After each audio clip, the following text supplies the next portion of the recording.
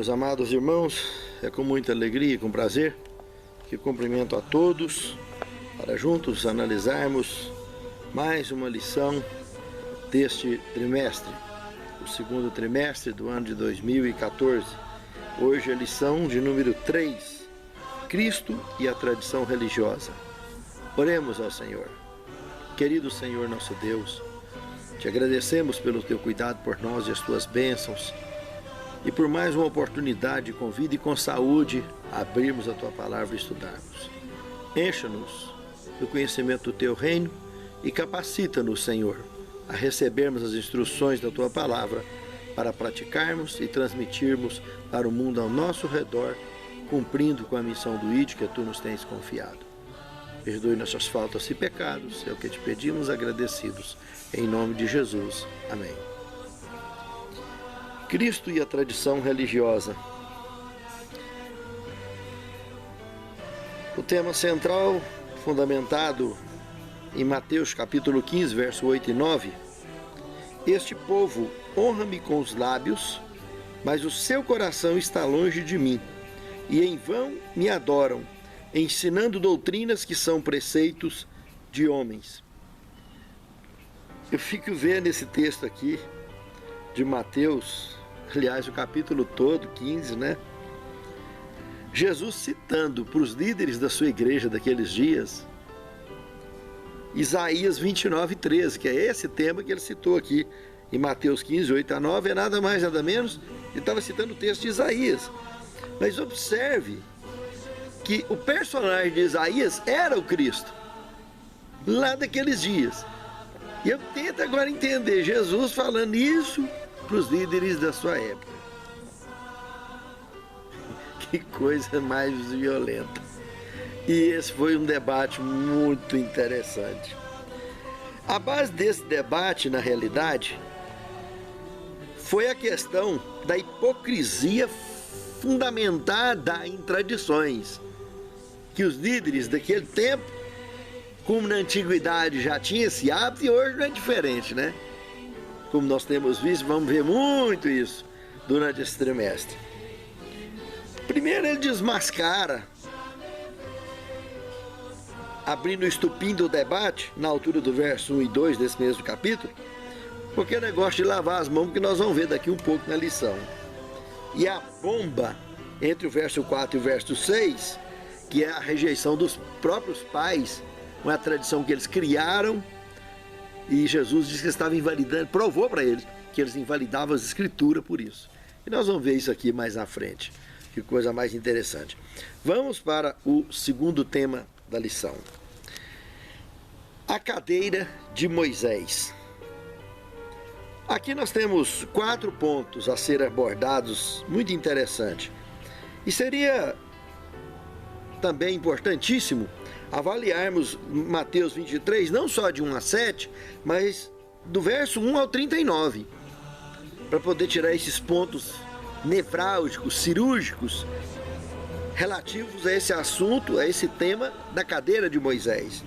O primeiro fato, que essa cadeira de Moisés é terrestre. Nós não podemos esquecer que esse personagem veio inclusive visitar Jesus lá no Tabor. Não se esqueça disso. É muito interessante lembrar disso. Veio ele, Elias viveu 1000 anos antes de Cristo e Moisés viveu uns 500 anos antes de Elias. Elias foi vivo um carro de fogo para o céu e Moisés foi ressuscitado para a vida eterna. Mas a cadeira que ficou, que deveria ter sido mantida com a mesma forma de mansidão e humildade que Moisés manteve, a ponto de ter recebido graciosamente de Deus a vida eterna. Pelo contrário, os que assumiram essa cadeira, na realidade, desenvolveram a peste, uma forma de hipocrisia que empesteava qualquer um que sentava ali. Eram raríssimas as exceções que conseguia inverter esse processo e fazer o que deveria, o que teria feito realmente Moisés. Um segundo fato é que Cristo ele cerrou as perninhas dessa cadeira e jogou no chão os dependentes de hipocrisia e mitidez. Diz que gosta de ficar aí na fachada, né? Ficar sempre na ponta.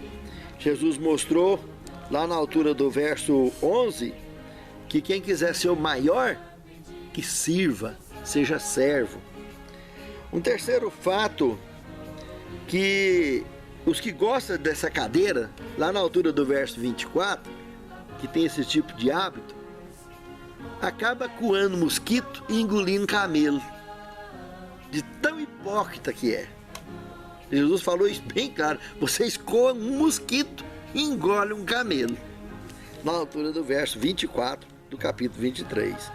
E o quarto fato é o pior de todos. Lá na altura do verso 33 ao 39, Cristo acusa os líderes religiosos de todos os tempos de que essa hipocrisia, que é nada mais nada menos do que braços doentios do fanatismo, que caminham a decisões fundamentalistas, extremistas, a ponto de sujar a mão com sangue dos próprios irmãos, como sujaria com ele mesmo, que ele no final desse capítulo mesmo fala: Jerusalém, Jerusalém, quantos tem enviado a ti, tem tentado juntar com uma galinha junto os pintinhos debaixo do braço.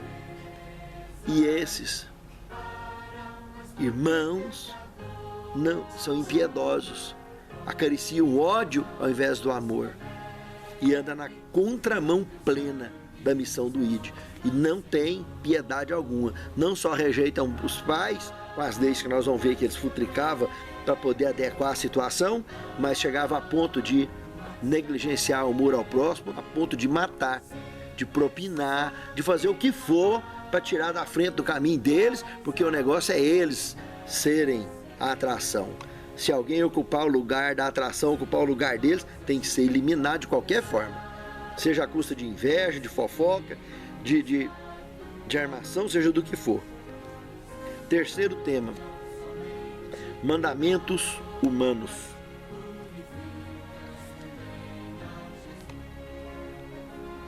Veja que aqui nós temos a abordagem do capítulo 15, verso 1 ao 6, aquela desmascarada que eu citei na abertura, a segunda desmascarada, a questão dos pais, a opressão contra os pais. Eles criaram leis que excluíam os pais, colocavam os pais nos asilos da época, para eles tomar conta não só dos bens dos pais, como da autoridade, né? Tudo isso feito com base religiosa, usando a própria palavra de Deus, os escritos, do mesmo jeito que o diabo usou a Bíblia para tentar combater Jesus lá no deserto. Os rabinos da atualidade fazem da mesma forma. Reúnem-se e tentam ficar formando leis, tradições paralelas, sem embasamento bíblico nenhum, nem no espírito de profecia, que acaba trabalhando na contramão da missão do ID, um dia vai prestar conta com Deus, começando perdendo a coroa da salvação, né? Mandamentos humanos sem base bíblica. O quarto tema: tradições dos anciãos.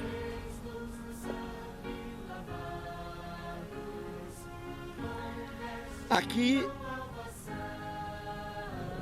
quando nós levantamos a abertura do Mateus 15, verso 1 e 2, nós podemos observar que de cara a acusação que aqueles escribas e fariseus chegaram fazendo com relação aos discípulos não atingia Jesus.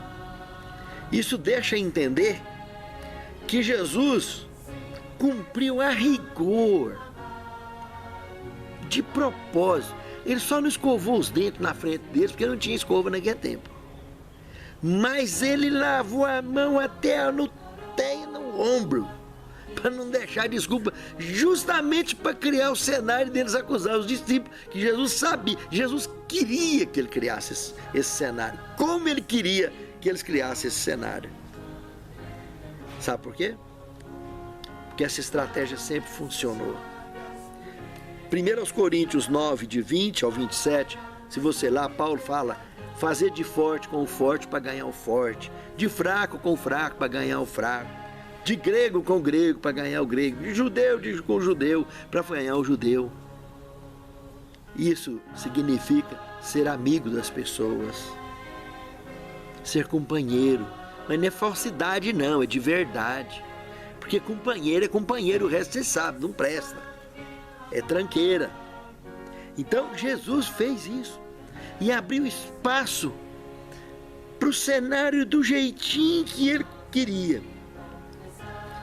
E quando a gente lê Mateus 15, de 1 e 2, na realidade aqui está perguntando em qual texto dos primeiros 5 livros de Moisés essa tradição está fundamentada. Mas não é em qual, em quais. É em mais do que um livro que eles fundamentaram.